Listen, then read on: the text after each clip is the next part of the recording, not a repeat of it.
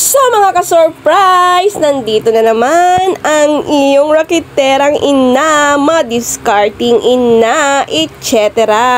So ngayon nga mga ka-surprise, ay eto nga, may panibagong racket na naman ako. Ayan no, nagre-reband na naman ako mga ka-surprise. So, ano na, magpaganda ka na din kasi 2024 na mga ka-surprise. So, ito na nga po at nagre-reband na po ako. So, kayo dyan, ano pa ang hinihintay nyo? PMS the K. Panggatas lang ni baby.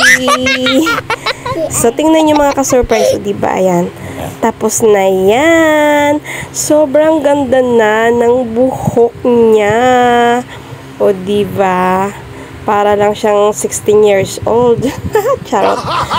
Ang ganda na niya, mga ka-surprise. Kaya kayo dyan, ano pa ang hinihintay nyo? Magpariband na din kayo. Para naman gumanda ang aura nyo. So, ayan na nga po mga ka-surprise. O, diba? Ang ganda na ng buhok. O, ayan. Tsaka napaka-shiny pa. Ayan. Sobrang ganda. Kung magpapariband ka, mas maganda ka pa kay Ivana. O, diba? Bangga. O, diba? Napaka-smooth niya mga ka-surprise. At napaka-shiny niya. Kaya, PM is the K na mga ka-surprise. Morita lang too.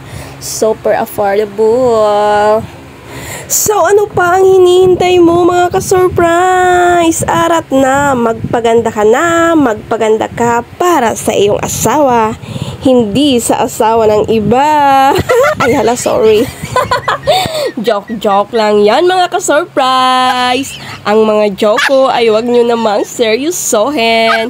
Baka kung ano-ano na naman ang masasabi nyo sa akin. Makitawa na lang din kayo para maging masaya na lang tayo. O ano, nagkakaintindihan ba tayo? Pero totoo, magpaganda na kayo para sa mga jowa o asawa nyo.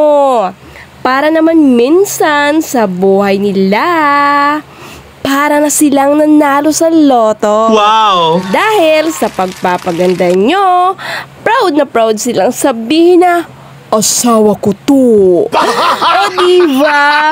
Pati ikaw rin, parang nanalo ka na rin sa loto dahil sa pagpapariband mo, super duper in love na naman sa'yo ang asawa mo.